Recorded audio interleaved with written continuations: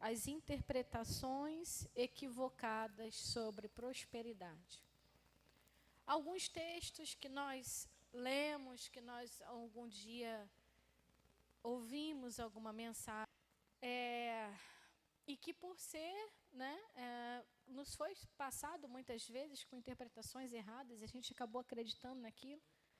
Quem lembra da musiquinha que a gente cantou semana passada?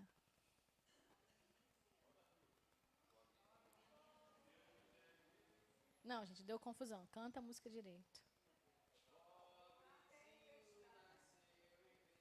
Primeira mentira que entra no nosso coração desde criança, que Jesus era o pobrezinho que nasceu em Belém.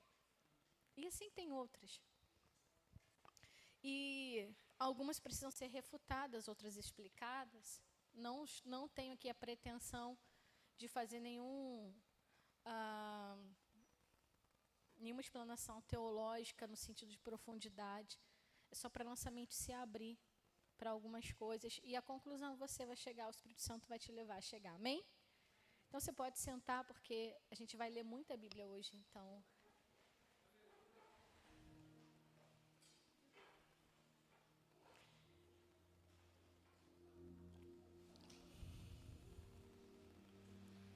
só resgatando um pouco do que nós falamos semana passada, nós entendemos que a vontade do Senhor é que todos nós possamos prosperar.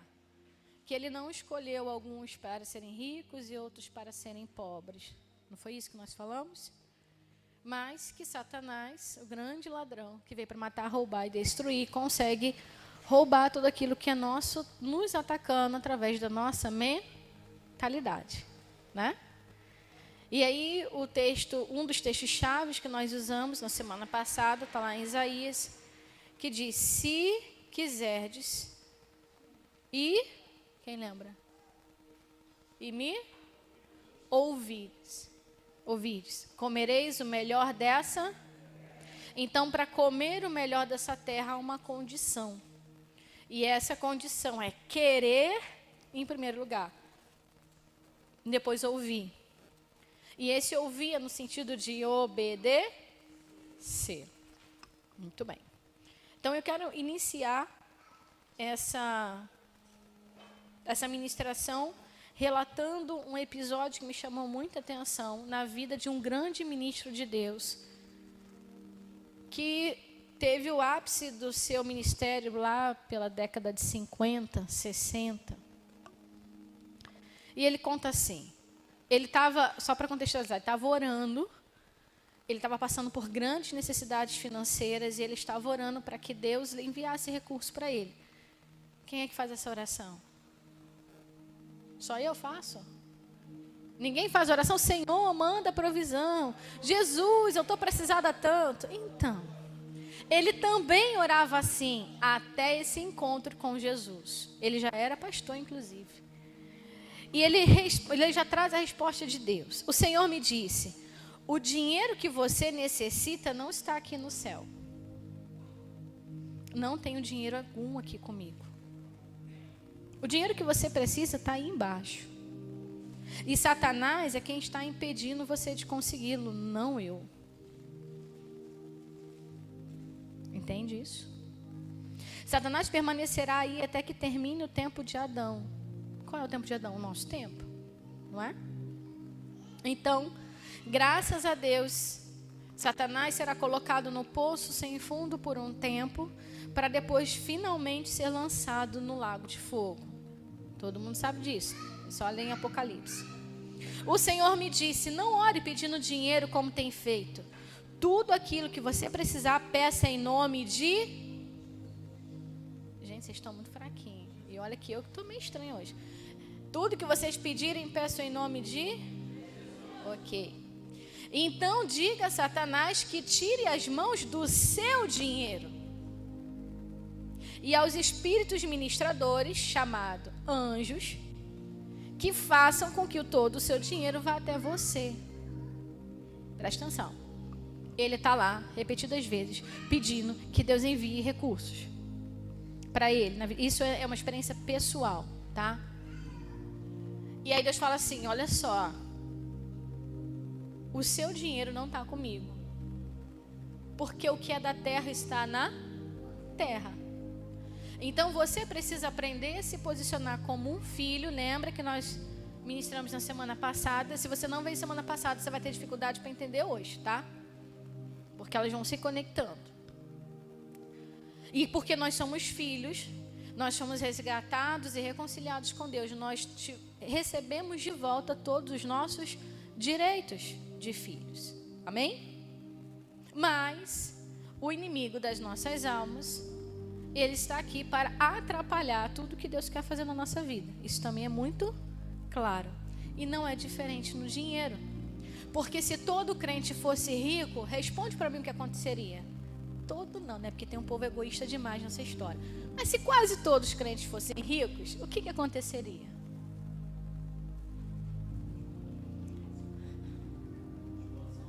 De quê?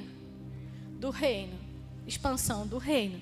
Então, recursos materiais nas nossas mãos é para a expansão do reino. E a gente está preocupado com comida e bebida, mas tudo bem. Continua raciocinando comigo. Então, toda vez que o inferno consegue tocar na sua mente, automaticamente ele toca no seu bolso. Ele não toca primeiro no seu bolso, ele toca primeiro na sua mente. Trazendo mentalidade de escassez. O que é mentalidade de escassez? Aquele medo que se eu der vai acabar. Mas quem é filho do dono do ouro e da prata e tem essa mentalidade sabe que não vai acabar. Porque ele é a nossa provisão. Queridos, o meu desafio, eu tenho entendido que o meu desafio é arrancar todo o medo do coração de vocês e lançar uma ousadia que vocês nunca viveram antes. Inclusive, a começar por mim. Sabe por quê? É muito bonitinho quando a gente entende na teoria e na hora de colocar em prática, o raio do medo volta e a gente não faz nada e continua paralisado no mesmo lugar. Então, vamos lá. Tudo que nós precisamos, fala comigo assim, tudo que eu preciso não está no céu, está aqui na terra. E eu preciso, como filho ou filha, dar ordem para que o inferno tire as suas mãos do que é meu. Aqui no contexto, Deus estava falando com ele sobre dinheiro, mas pode ser qualquer coisa na sua vida, não necessariamente o dinheiro. Entende? Tem gente que tem muito dinheiro e vive uma vida miserável. Não é sobre dinheiro. Nesse caso, era o dinheiro. E eu posso tomar posse da verdade de que os anjos existem não para ficar só ao redor do trono dizendo santo, santo, santo, santo, porque eles também fazem isso, mas eles têm uma função aqui na terra, que é ministrar a nosso favor. E sabe, queridos, eu não vou me aprofundar também na questão de anjos, mas a gente precisa entender que a religiosidade vai inculcando coisas na nossa mente. E, por exemplo, se hoje um pastor vai dar qualquer explicação mais ampla sobre anjo, ele é taxado de herege. Porque a angiologia nasce em que lugar? Vocês já sabem. Entende? E aí, não, nós não acreditamos em anjo da guarda, então a gente dá um passo para trás e não acredita em anjo nenhum. Consegue entender? Então, vamos lá. E o Senhor responde para esse pastor. O Senhor disse, você nunca leu na minha palavra a passagem, aí abre agora você a palavra, em Hebreus capítulo 1, no versículo 14. Você, está na sua Bíblia como estava na Bíblia dele, há tanto tempo atrás.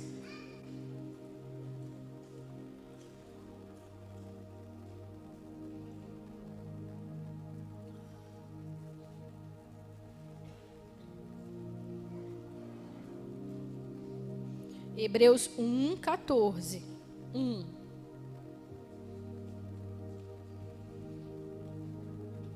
Lê agora você, igreja.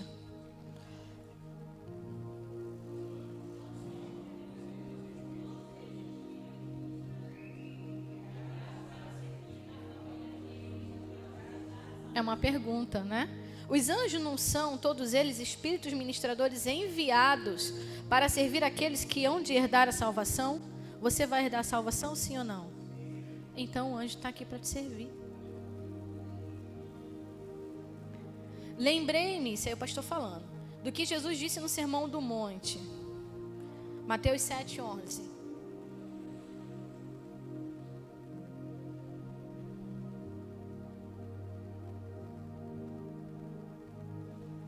falar? Se vocês, apesar de serem maus, sabem dar boas coisas aos seus filhos, quanto mais o Pai de vocês que está nos céus dará coisas boas ao que lhe pedirem. Então, querido, só concordando com o que nós aprendemos semana passada, está tudo disponível para nós. Eu estou falando de prosperidade, só para você não achar que eu estou falando só de dinheiro, tá? E semana passada nós vimos o conceito de prosperidade. E aí nós vamos agora desmistificar ou tentar desmistificar na sua mente a ideia de que Jesus era pobre, ok? Nas Escrituras, você pode observar que Jesus não teve uma vida deficiente, pouco fértil, improdutiva, digna de pena, irregular, com poucos recursos, insuficiente, desprotegida e infeliz. Porque todos esses termos são usados para definir a palavra pobre. E aí eu não fiquei com essa definição, eu fui no Google, peguei uma definição secular, se a gente pode pensar assim, e a etiologia da palavra pobreza, pobre, vem do seguinte, do latim. Eu não vou ler o latim não, só estou dizendo para você que vem do latim. E no seu conceito original quer dizer assim, pobre não é quem tem pouco, mas quem produz pouco. Precisa virar uma chave na sua mente hoje. O que você tem não define quem você é, nem o que você produz no reino. Eu preciso também virar uma chave que se algum de vocês não alcançar a riqueza, vai se sentir amaldiçoado porque não ficou rico. Não é sobre isso. Estamos falando sobre pobreza e prosperidade. E pobreza é uma vida infrutífera. E Jesus não teve essa vida na terra. Mateus capítulo 2, versículo 11. Eu vou tentar ser breve para não... Se você nem abre aí, já fica aqui, deixa o Vinilson aqui que agiliza. Ao entrarem na casa, você pode anotar se você quiser. Ao entrarem na casa, viram um menino com Maria, sua mãe, e prostrando-se e abriram os seus e deram a ele presente. Eles abriram o quê? Um saco esfarrapado de batata? O que eles abriram? Não. Eles abriram os seus tesouros. E, aí sim, deram presentes de ouro, incenso e mirra. Aí alguém vai dizer assim, não, mas ele estava presenteando um rei, né? E rei recebia essas coisas. Então, nós precisamos entender. E aí alguém pode dizer, mas o reino de Deus não é desse mundo, o reino de Jesus não foi desse mundo. E eu vou explicar mais lá na frente, o fato de Jesus ter tido uma vida simples, não significa que ele teve uma vida pobre. Entende isso? Porque o contrário da simplicidade é o orgulho. E Jesus não poderia ser orgulhoso. Porque quem foi orgulhoso foi Satanás. Mas eu quero subir um pouquinho ainda. Cadê? Meu Deus, cadê? Sumiu. Vamos lá. Tá. A palavra vai dizer, deixa eu acelerar para você. E eu falei semana passada também, que José e Maria percorreram a cidade buscando um lugar para se abrigar. Mas eles não encontram porque estava em tempo de recenseamento. Ou seja, contagem do povo. Então, a cidade estava muito cheia. Então, bebê espera para nascer? Não. Então, o bebê nasceu no primeiro lugar que teve, que tinha, que estava disponível. É claro que há um sentido profético à manjedoura, dizendo que aquele reino de Jesus naquele momento não seria um reino político, não seria um reino terreno. Existe essa consideração profética, sim. Mas a gente está falando de pobreza. Então, eu estou explicando que Jesus não era pobre e o porquê que ele nasceu na manjedoura. Amém? Então, vamos continuar. no nascimento de Jesus. Então, a gente entende por que ele nasceu na manjedoura e os presentes que ele recebeu não eram presentes de pobre. Eu quero explicar uma passagem que está em Lucas, capítulo 9, versículo 58, que é uma passagem muito usada para aqueles que querem explicar a pobreza de Jesus. 9,58, vai dizer assim: as raposas têm suas tocas e as aves do céu têm os seus ninhos, mas o Filho do Homem não tem onde repousar a cabeça. Deixa eu falar uma coisa para vocês. Essa passagem está explicada, esclarecida sobre o que Jesus estava falando. Ele não estava falando numa casa física. Você vai ver em outros trechos da Bíblia que o povo fala assim, ele está em casa. Então, Jesus tinha uma casa. Mas o significado dessa palavra de Jesus é dizer assim: eu não pertenço aqui. E a minha missão não me faz ficar parado dentro de casa. Aí a gente vai lá em 2 Coríntios 8, 9. Bota lá rapidinho.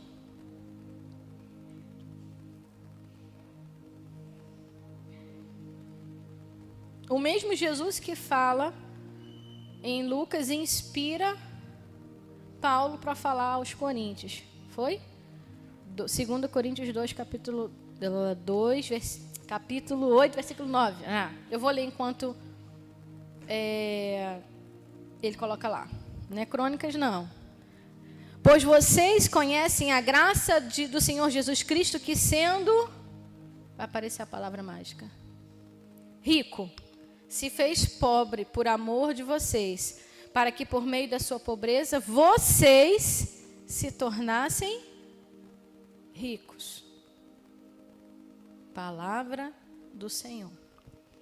Isaías capítulo 53 vai dizer o seguinte: certamente ele tomou sobre si as nossas enfermidades e sobre si levou as nossas doenças, contudo nós os consideramos castigado por Deus, por ele atingido e afligido. Mas ele foi traspassado por causa das nossas transgressões, foi esmagado por causa das nossas iniquidades. O castigo que nos trouxe a paz, preste atenção, o castigo de Jesus é para nos trazer paz. E se nós não temos paz, tem alguma coisa errada no nosso relacionamento com o Senhor. Porque essa é a verdade. Estava sobre ele e por suas feridas nós fomos curados. O próspero não é quem é curado de uma doença, o próspero é quem não fica doente. Receba isso. Ele foi oprimido. Aí, antes, todos nós, tal como ovelhas, nos desviamos, cada um de nós se voltou para o nosso próprio caminho, e o Senhor fez cair sobre ele a iniquidade de todos nós. Ele foi oprimido, afligido, contudo não abriu sua boca. Como um cordeiro foi levado para o matador, e como uma ovelha diante dos seus tosquiadores, fica calado, ele não abriu sua boca. Com o julgamento opressivo ele foi levado. E quem pode falar dos seus descendentes? Pois ele foi eliminado da terra dos viventes por causa da transgressão do meu povo, e ele foi golpeado. Foi-lhe dado um túmulo com os ímpios e com os ricos em sua morte. E, embora não tivesse cometido qualquer violência e nem houvesse qualquer mentira em sua boca, contudo foi da vontade do Senhor esmagá-lo e fazê-lo sofrer. E embora o Senhor faça da vida dele uma oferta pela culpa, ele verá a sua prole e prolongará os seus dias, e a vontade do Senhor prosperará em sua mão. Isso foi dito cerca de 700 anos antes de Jesus nascer. Lucas capítulo 8 vai dizer assim: depois disso, Jesus ia passando pelas cidades e povoados, proclamando as boas novas do reino de Deus. E os 12 estavam com ele. E também algumas mulheres que haviam sido curadas de espíritos malignos e doenças. Maria, chamada Madalena, de quem haviam saído 7 demônios. Joana, mulher de Cusa, administrador da casa de Herodes. Susana e muitas outras. Essas mulheres ajudavam a sustentá-los com os seus bens. O ministério de Jesus não foi um ministério pobre. Porque quem sustentava esse ministério, quem era usado por Deus para sustentar esse ministério, eram pessoas que podiam sustentar Jesus e os 12 que caminhavam com ele. Porque enquanto eles faziam a obra, eles precisavam de recursos. Quando Jesus iniciou seu ministério público, ele chamou 12 discípulos para seguirem com ele. E por 3 anos, ele e seu pequeno grupo viajaram por toda a Palestina, Galiléia, desceram o Rio Jordão para as colinas da Judéia e subiram a Jerusalém. Mesmo naqueles dias, quando viajar significava caminhar ou montar sobre um animal, às vezes dormir a céu aberto, buscar abrigo em casa de amigos e manter tantas pessoas na estrada, o gasto deveria ser considerável.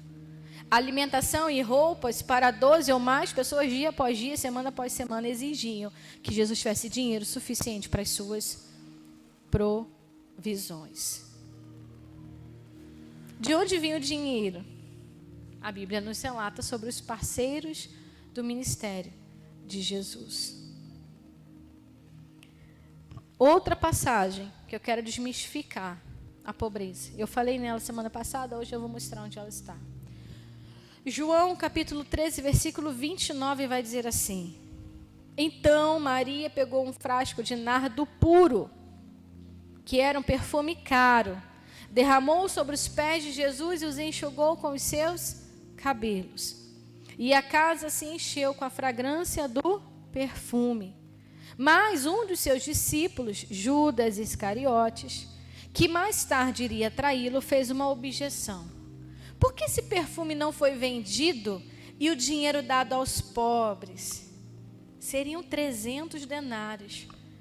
A fala de Judas é familiar para alguns de vocês? Por que não faz isso em vez daquilo? Capta a mensagem. Ele não falou isso por se interessar pelos pobres, mas porque era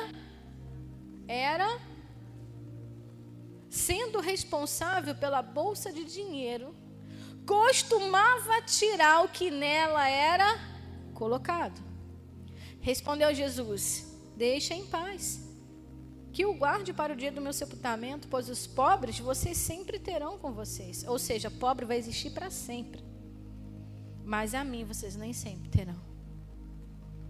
Eu quero extrair 3 coisas dessa passagem. Primeiro, ninguém fica tirando recursos de uma bolsa sem ser percebido se o que tem nessa bolsa é pouco.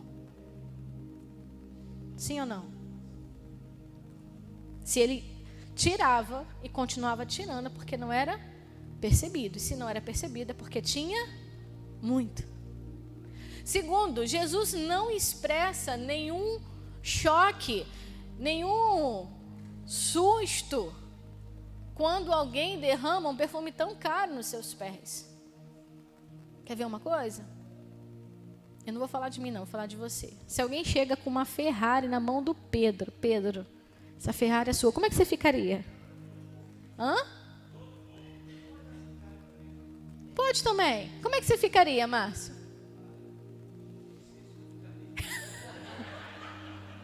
Porque para quem não tem, uma coisa muito cara traz espanto. Mas para quem tem muito, quem tem 3 Ferraris mais uma Ferrari, é só mais uma Ferrari, não é? Então. E terceiro, Jesus vai falar para mim e para você nessa noite. Ele não está falando para não se preocupar com os pobres. Ele está falando para se preocupar com o reino dele primeiro. Mas aí você vai falar assim, mas o reino não é também cuidar dos pobres? Mas com qual coração nós estamos cuidando dos pobres? Para que as pessoas vejam. Uma coisa que se adotou, a gente faz isso também, mas isso me incomoda. É quando a gente vai entregar a cesta básica, tem que tirar foto. A gente se acaba comigo. Mas, por outro lado, existem pessoas que não são daqui, existem pessoas que são daqui também. Que ficam esperando ver que realmente o negócio foi comprado, foi dado. Aí é quase uma prova que a gente está fazendo o trabalho. E aí quem faz distribuição de cesta básica, ouve de mim todo dia 24 de dezembro. Em nome de Jesus, não tira foto de pose. Mas não adianta, sempre tem selfie. Aquilo me esmaga. Por favor, tira foto do ato, não tira foto da pessoa. Aí... Mas enfim, talvez esse ano não aconteça. Porque nós não estamos para expor pessoas, nós não estamos para mostrar que estamos fazendo, estamos para obedecer o dono da obra. É sobre isso que Jesus está falando.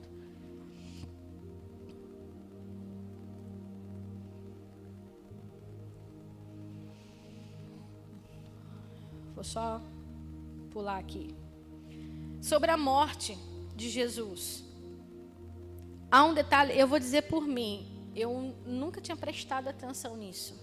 E parece que lendo, meus olhos foram assim, abrindo. Lá em João, capítulo 19, no versículo 23 e 24, vai dizer assim: tendo crucificado Jesus, os soldados tomaram as roupas dele e as dividiram em 4 partes, uma para cada um deles, restando a túnica. Pergunta 1. Algum soldado vai querer roupa de pobre? Não diz que eles jogaram fora, diz que eles tomaram para si. Continuando. Aí ele vai dizer assim, olha, essa porém era sem costura, tecida numa única peça, de alto a baixo. Não a rasguemos, disseram uns aos outros. Espera aí, a roupa rasgou e ficaram com parte. E ninguém fica com coisa maltrapilha. Agora a túnica, nem rasgar para dividir eles queriam lançar sortes para ver quem ficava com a túnica. Ou seja, a túnica de Jesus ainda era mais cara do que a sua própria roupa. Vamos decidir por sorteio quem ficará com ela. Aí, completo. Isso aconteceu para que cumpra essa escritura que diz: dividiram as minhas roupas entre si e tiraram as sortes pelas minhas vestes. Foi o que esses soldados fizeram. Na vida de Jesus, desde o nascimento até a sua morte, desconstruindo a ideia de um Jesus pobre. Amém? Desconstruiu?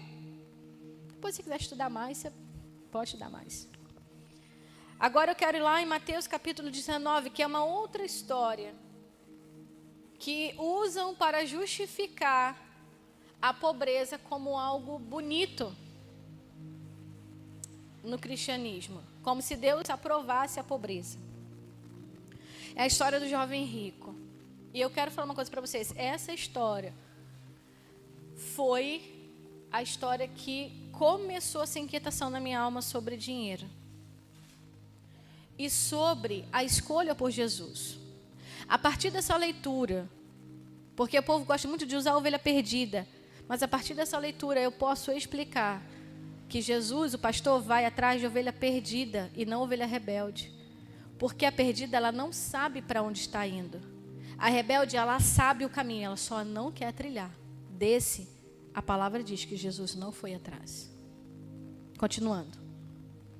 A partir do versículo 16 vai dizer assim: eis que alguém se aproximou de Jesus e lhe perguntou: mestre, que farei de bom para ter a vida eterna? Respondeu Jesus: por que você me pergunta sobre o que é bom? Há somente um que é bom. Se você quer entrar na vida, obedeça aos mandamentos. Quais? Respondeu ele. Jesus respondeu: não matarás, não adulterarás, não furtarás, não darás falso testemunho, honra teu pai e tua mãe, amarás o teu próximo como a ti mesmo. Disse-lhe o jovem: isso tudo eu já tenho obedecido. O que me falta ainda? Jesus respondeu: se você quer ser perfeito, vá e venda os seus bens e dê o dinheiro aos pobres, e você terá um tesouro nos céus. Depois vem e siga-me. Ouvindo isso, o jovem se afastou triste, porque tinha muitas riquezas. Aí vem a cereja do bolo. Jesus fala assim: dificilmente um rico entrará no reino dos céus. E ainda digo mais: é mais fácil passar um camelo pelo fundo de uma agulha do que um rico entrar no reino dos céus. Aí o próprio Satanás pega essa palavra e diz assim para a gente: viu? Se você for rico, você não vai para o céu. Mas o que está no coração desse jovem, o que Jesus enxergou no coração desse jovem, assim como ele enxerga no meu coração e no seu coração, é aonde está o seu coração. Porque a Bíblia fala que onde estiver o seu Ali está se o seu coração estiver em Jesus, completamente nele, você pode ganhar uma Ferrari hoje.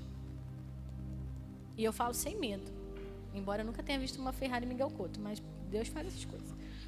E você vai, menos o Márcio, porque ele pode infartar, a gente não quer que ele infarte. Mas você pode pular, você pode chorar, você pode se invadir de uma grande emoção e gratidão a Deus. Só que se o seu coração começa a ser contaminado pela sua Ferrari, aí começa um problema. A Ferrari que Deus quer dar para mim e para você é para quando alguém passar ali e depender dela, Deus vai assim, pega a tua chave e entrega para essa pessoa. Mas Deus é o único carro que eu tenho. O Senhor me dá uma Ferrari para tirar a Ferrari. É o jovem rico. O Senhor me dá o recurso para arrancar o recurso. Se você não entender nessa noite, você não entende nunca mais. Qualquer dinheiro que você coloca no reino não é gasto, é investimento. E Deus não fica devedor de ninguém. E tem muita gente que fica negociando com Deus. Quando eu tiver, eu dou. Deus vai cobrar de você quando você não tiver. Porque se você não for capaz de tirar o escorpião do teu bolso para plantar no reino quando você não tem, você não vai ser capaz de dar quando você tiver. Porque você não dá com medo de faltar. Mas se você entender hoje que o teu pai não te deixa faltar nada, ele manda corvo te sustentar, mas você não passa por aperto. Ou essa verdade entra na tua cabeça de uma vez por todas, ou eu vou fazer que nem uns domingos atrás, eu lavo as minhas mãos. E se você continuar na pobreza, vai ser sua responsabilidade. O nosso dinheiro, nós somos mordomos, o nosso dinheiro não é nosso.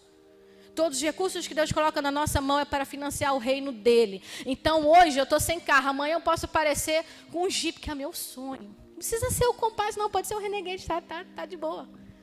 E daqui uma semana Deus fala assim, ó, você vai voltar a andar a pé porque eu quero abençoar outra pessoa com esse Jeep. Vai, toma, não é meu? Pode ser para o Fábio. Não é meu.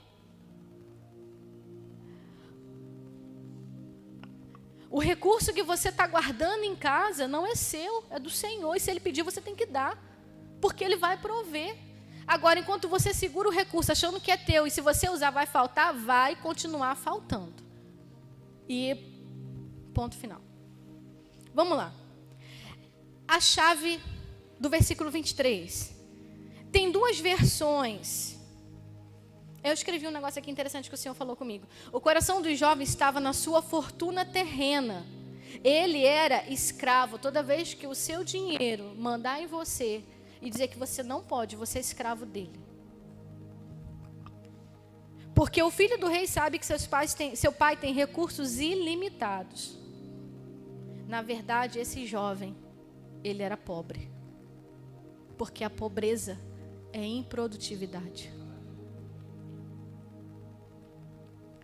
E aí, duas versões para o camelo da agulha.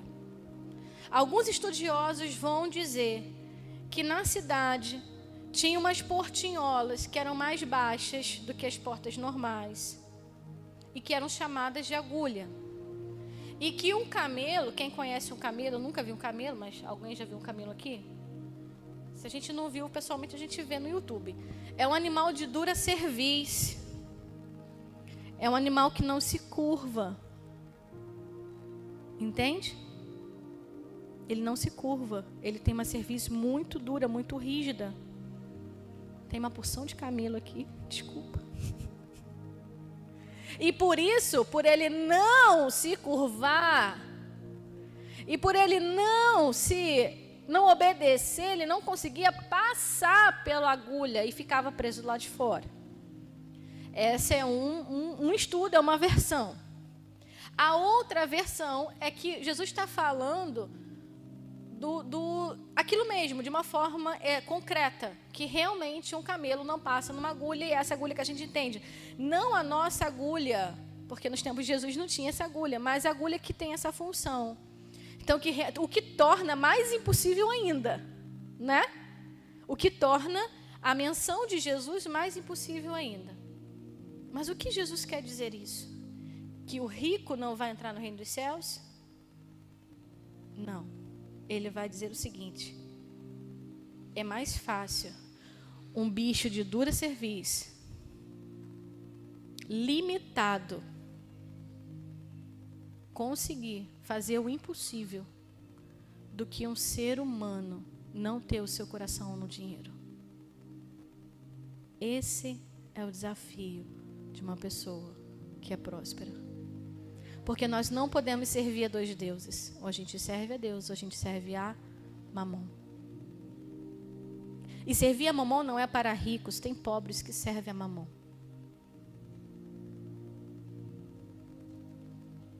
E isso é muito sério. Estou olhando para todo mundo para ninguém achar que eu estou olhando. Nessas horas eu prefiro olhar para o relógio ou para o Léo. Mas essa é a verdade. O que Jesus está falando não importa para mim hoje, e eu espero que não importe para você hoje, se ele está falando de uma portinhola e de um camelo, ou se ele está falando de uma agulha e de um camelo. A questão é que é mais fácil esse bicho que é burro, que é dura cerviz, fazer o que é impossível, do que um ser humano não ter o seu coração no dinheiro quando se tem o dinheiro. Então você quer ser próspero? Sim ou não? Sim ou não? Não tenha o seu coração no dinheiro. Não se preocupe, porque não vai faltar.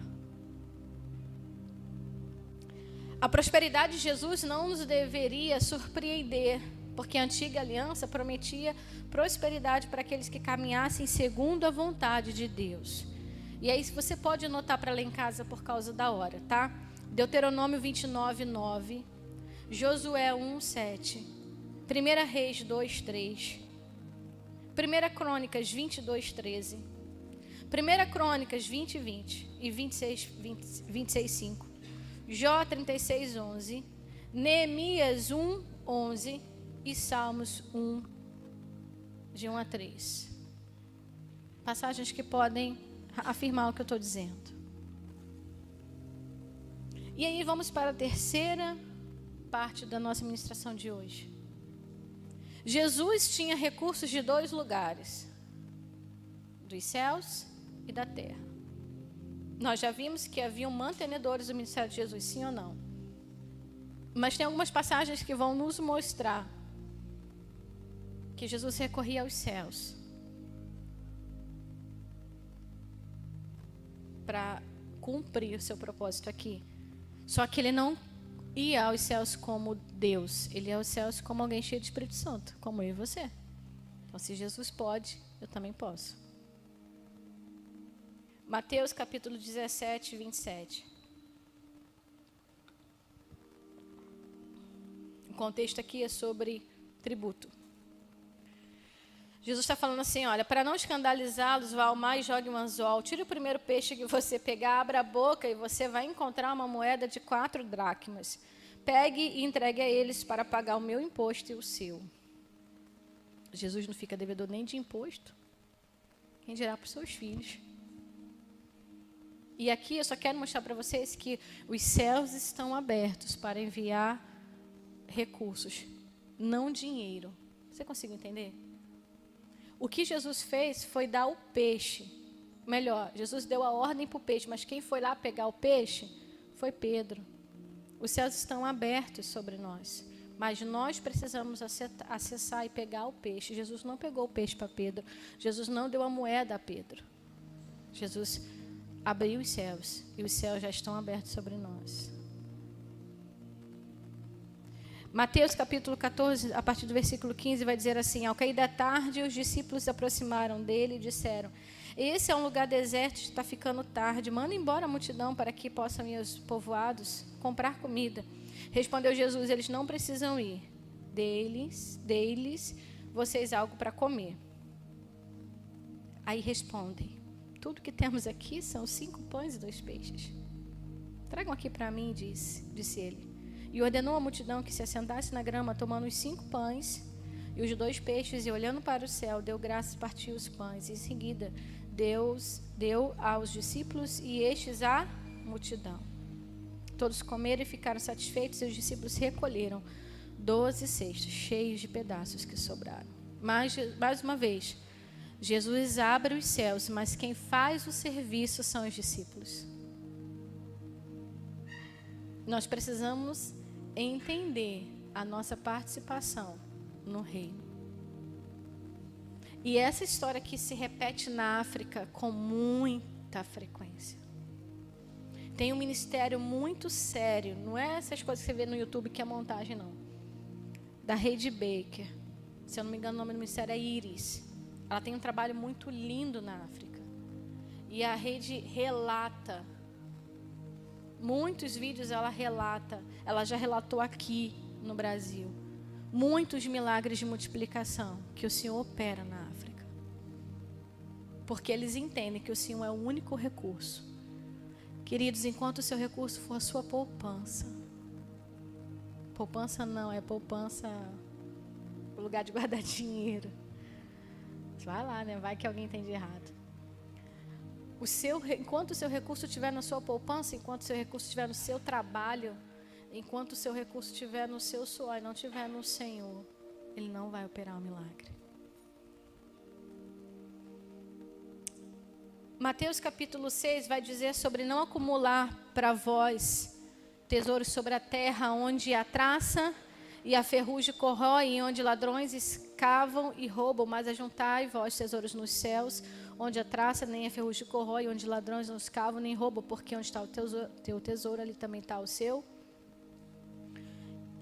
Não precisa mais de explicação, né? O ajuntar tesouro é ajuntar para si e esquecer do reino. Então é melhor juntar tesouros no céu. Mas como é que se junta tesouros no céu? Como? Vamos lá, gente. Como é que se junta tesouro no céu? Orando? Orando? Cantando? Como é que se junta tesouro no céu? Fazendo. Crescendo o reino. Aí você pode ter todos os recursos do universo, porque você vai entender que eles não são seus, é do Senhor. E tudo que o Senhor mandar fazer, a gente vai fazer. Amém? Não existe dinheiro no mundo que valha o suficiente para prejudicar a unção do chamado de Deus na nossa vida. E com isso eu quero que você fique de pé.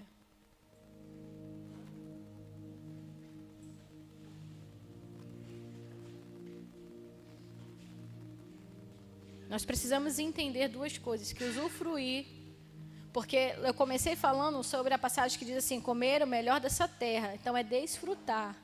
Desfrutar e usufruir é diferente de acumular, porque acumula quem tem medo de perder. Mas se eu não tenho medo de perder, alguém perde o que não tem? Então se o dinheiro não é seu, você só está cuidando para o dono do dinheiro, então você não vai perder. Acumula quem tem medo de perder. Agora, quem não tem medo de perder, quem é filho de Deus e tem essa mentalidade, começa a usufruir e a desfrutar, o que significa comer do melhor dessa terra. E mais uma vez eu quero dizer que simplicidade não é pobreza. Jesus não teve uma vida pobre, ele teve uma vida simples. E simplicidade também não é falsa humildade. Alguém disse assim, para mim uma vez, duas experiências, que eu quero fechar com essas experiências. Duas pessoas, amigas minhas. Uma estava passando um aperto, mas chegava com um carrão e com um relógio lindão. Aí nós perguntamos assim, cara, você é um administrador, você precisa, não pense em ninguém daqui hoje, tá? Tem quase 10 anos atrás. Você precisa, você não já pensou em de repente vender esse relógio para você administrar melhor os seus bens e depois você compra?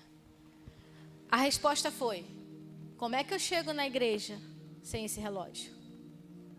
O que o povo vai pensar de mim? Caso 1. Caso 2. A pessoa gastou, sei lá, acho que R$400 numa calça. eu ainda tenho um pouco de escassez na minha mente, porque eu jamais pagaria R$400 numa calça. Talvez seja um desbloqueio que eu tenha que fazer na minha mente, mas tudo bem. Acho que não é necessário. Então vamos lá. A pessoa comprou, gostou, comprou. E essa pessoa também estava passando por uma situação difícil. Só que você entende, né? Roupa não dá para vender. Não dá para vender um objeto para uma roupa. Mas quando nós conversamos com essa pessoa, o que nós entendemos? O coração. O coração do primeiro caso estava no relógio. O que as pessoas vão pensar quando eu chegar na igreja sem o relógio? O coração da segunda pessoa estava no Senhor. E a pessoa falou assim, isso aqui não é nada. Se amanhã eu tiver que comprar na Citicol, eu vou comprar com a mesma alegria. Porque não é sobre isso aqui. Então eu quero dizer para você, se você quiser, você pode andar com a roupa de grife. Gabriela Moura Boutique está chegando aí. Você pode andar com relógio caro. Você pode andar com tênis caro. Você só não pode ter o seu coração nessas coisas. Porque pode ser que você passe na rua e Deus já fala assim, tira o teu tênis, dá para essa pessoa e vai embora descalço. E Deus faz isso. Aonde está o seu tesouro, ali está o seu. Nosso coração precisa estar no Senhor. Para dar desde um tênis a uma Ferrari. A hora que Ele pedir. Porque nem o tênis, nem a Ferrari é nosso. É tudo dele. Eu queria que você fechasse seus olhos nesse momento. E eu vou pedir o Léo para fazer essa oração sobre a tua vida. Enquanto o louvor era ministrado, o Senhor colocou no meu coração que existem pessoas que têm uma necessidade de um controle.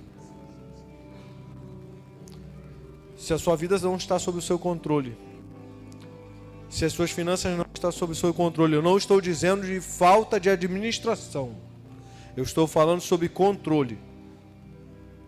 Controle é a pessoa que conta até a moedinha. Controle é você que tem tudo sobre o teu domínio. E quando parece que isso pode, vem a insegurança. Isso vem fruto do medo de ser pobre, pela dificuldade que você passou na sua infância, pela dificuldade que muitas vezes você passou na adolescência, na juventude, eu não sei quando foi. E você resolveu absorver isso tudo. Inconsciente ou consciente, eu não sei. Mas Deus está dizendo para você entregar isso no altar. Porque você não faz o que Deus te pede porque você tem medo. Porque parece que as coisas vão fugir ao controle. Você tem medo da crise, você tem medo do desemprego, você tem medo, né, de passar necessidade de novo. E eu ainda vou ser mais ousado contigo. Você não entrega nem o seu emprego para Deus porque você sabe que você ali, você se segura. Eu não sei se alguma vez Deus já te pediu alguma coisa desse jeito. Você pode continuar do mesmo jeito que está hoje, ou você pode resolver mudar. Deus está esperando uma atitude. Então entrega o seu medo. Entrega o seu controle absoluto. Porque como é que ele vai confiar coisas nas suas mãos, se as suas mãos estão presas? Deus só vai confiar coisas nas nossas mãos se nós estivermos dispostos com as mãos prontas para oferecer, para dar. Quem retém, não tem como. Então faça a sua oração enquanto eu estiver orando aqui. Essa foi a única direção que Deus me deu para fazer. A entrega do medo e a entrega desse controle. Senhor, em nome de Jesus. O Senhor conhece o coração de cada um de nós que estamos aqui nesse altar. Eu sei que é para transformar, eu sei que o Senhor deseja fazer algo diferente. Oh Jesus, todos aqueles que a gente observa, que são homens e mulheres de Deus, têm falado que vai haver um derramar do Senhor nessa nação. Senhor, e que as nossas mãos não estejam abertas simplesmente de forma irresponsável, para pegar tudo aquilo que o Senhor nos entregou e não estejamos preparados para receber. Mas, Senhor, que as nossas mãos estejam prontas para receber e prontas para ser canais naquilo que o Senhor tem, ó Deus, colocado no nosso coração para fazer. Senhor, em nome de Jesus, é evidente, é claro que isso vai acontecer. E eu sei que o Senhor deseja fazer isso neste lugar, em Miguel Couto, através do teu povo, através dos teus filhos. Mas que essa mente, Senhor, que hoje ainda fica com medo, que hoje ainda contabiliza, ó Deus, os recursos de forma tão limitada, Senhor, possa ter uma experiência sobrenatural com o Senhor e saber que o Senhor é Deus, Deus de provisão, o Senhor é um Deus de infinito recurso. O teu recurso não acaba. Senhor, em nome de Jesus, leva os teus filhos a um lugar, ó Deus, de depositar em confiança, depositar, Senhor, saber que o Senhor é com eles, é saber que é o Senhor que vai ser o Deus que vai cuidar em cada momento, que é como já cuida hoje. Mas muitas vezes nós queremos ter o controle das coisas. E quando as coisas fogem ao nosso controle, uma semana parece que vira uma eternidade. Pai, em nome de Jesus, que mentes sejam abertas, que ouvidos sejam destampados. Em nome de Jesus, que possamos entender que o teu reino, ele não é um reino parado, paralisado, mas ele é um reino dinâmico. E ele vai acontecer independente do preparo, independente da capacitação, independente se queremos ou não. Porque para isso a tua soberania ela vai vir. Senhor, em nome de Jesus, mas que estejamos preparados. Que estejamos preparados para tudo que o Senhor deseja fazer nesse lugar e através de nós.